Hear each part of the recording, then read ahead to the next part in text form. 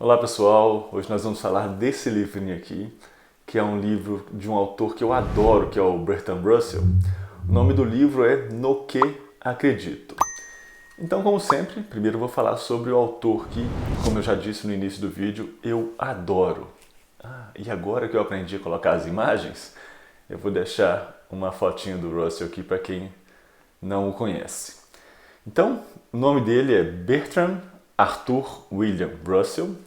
Ele nasceu em 1872 no país de Gales e morreu em 1970. Isso mesmo, viveu 98 anos.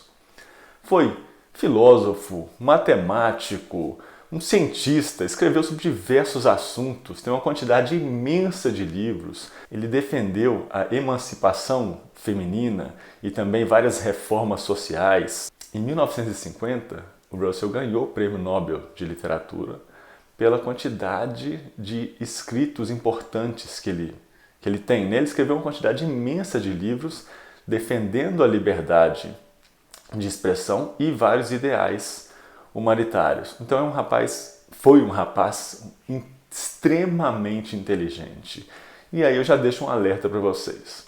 Sempre que eu falar do Bertrand Russell, Sam Harris, Richard Dawkins, Christopher Hitchens e Carl Sagan, eu provavelmente estarei sendo parcial, porque eu sou realmente fã desses caras. Eu acho que o pensamento deles, a habilidade de escrita e a racionalidade é muito impressionante. Então fiquem atentos quando eu estiver falando desses caras, porque eu vou ser imparcial mesmo sem querer. Eu adoro a maneira com que eles escrevem e gosto muito de ler os pensamentos deles sobre diversos assuntos, porque mesmo quando eu discordo, eu acho que vale a pena ler, porque eles são extremamente racionais. Essa minha edição do livro aqui, gente, No Que Acredito, ela foi publicada em 2015, tem apenas 112 páginas e é dividida em 5 capítulos. No capítulo 1, ele discute sobre a relação entre a natureza e o homem. Tem duas discussões que eu acho extremamente interessantes, que é uma argumentação, ele faz uma argumentação para mostrar por que ele acha que não existe vida após a morte. E aí tem uma frase dele que é muito impactante, que eu acho bem interessante, não vou falar toda aqui, mas ele começa dizendo o seguinte: quando eu morrer, eu vou apodrecer e nada do meu ego sobreviverá. E ele continua, e é um parágrafo que faz minha espinha, sabe quando essa espinha treme, que você acha tão bem escrito, tão bem colocado, que aquilo te afeta emocionalmente? Então, os escritos do Russell geralmente têm esse efeito sobre mim, quase sempre. E ele argumenta a não existência de vida após a morte usando uma discussão sobre qual que é a relação entre o cérebro físico e a atividade mental. Não vou falar dos argumentos dele aqui, porque o objetivo é que você leia o livro, mas é uma argumentação muito interessante para mostrar por que na visão dele não existe vida após a morte. Também no capítulo 1, ele fala sobre a insignificância do ser humano pensando no universo como um todo. Nós somos uma das espécies que vive num planetinha que gira em torno de uma estrelinha que faz parte de uma galáxia, de um universo gigantesco lotado de galáxias. Mas tem uma discussão bem interessante com mais detalhes no capítulo 1. No capítulo 2, ele fala sobre o que é uma vida virtuosa e tem uma definição bem simples de lembrar, que é a seguinte: a vida virtuosa é aquela inspirada pelo amor e guiada pelo conhecimento. Então tem que ter as duas coisas obrigatoriamente: amor e conhecimento. Sem uma das coisas, a vida não seria virtuosa. Por quê? Por exemplo, na Idade Média, quando a peste chegava numa determinada região, os sacerdotes alertavam os fiéis para que eles se reunissem na igreja e rezassem pela salvação. Aí alguns fiéis estavam contaminados pela peste, transmitia para os outros e isso matava uma quantidade imensa de pessoas.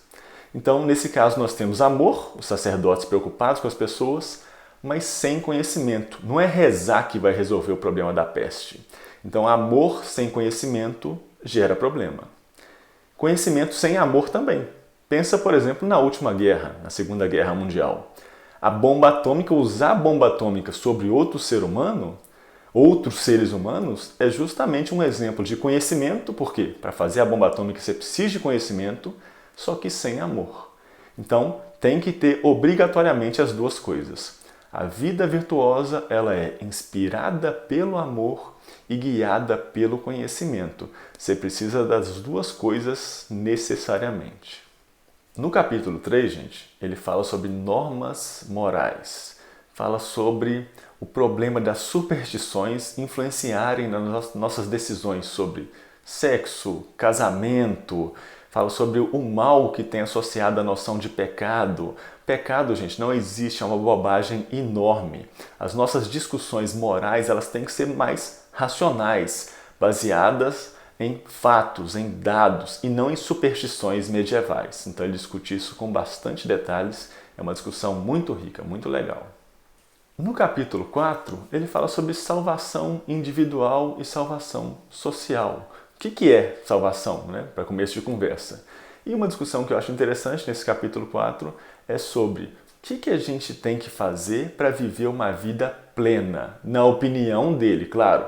Por isso que o livro chama No Que Acredito. O Russell dá as opiniões dele sobre diversos assuntos, claro, com embasamentos, que aí você que vai julgar se acha que os embasamentos dele são bons ou ruins.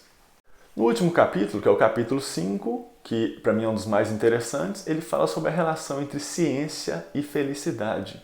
Como que o conhecimento científico pode te ajudar a ser mais feliz. E também fala sobre os problemas da ignorância, como que a ignorância pode nos tornar mais infelizes. E tem uma parte que eu acho muito legal, quando ele discute sobre o que é natural e o que é antinatural, que é uma discussão geralmente totalmente irracional. Eu só como o que é natural, só o que é natural que é bom para o ser humano, o que é modificado pelo homem é antinatural e é ruim.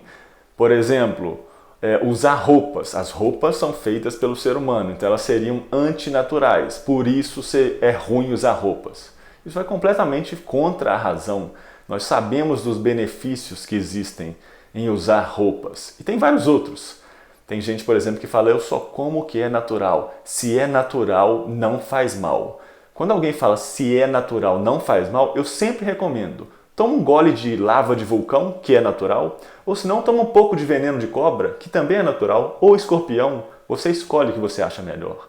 Então, tem uma discussão interessante, uma discussão racional sobre o que é natural, o que é antinatural e por que achar que só o natural é bom é completamente absurdo.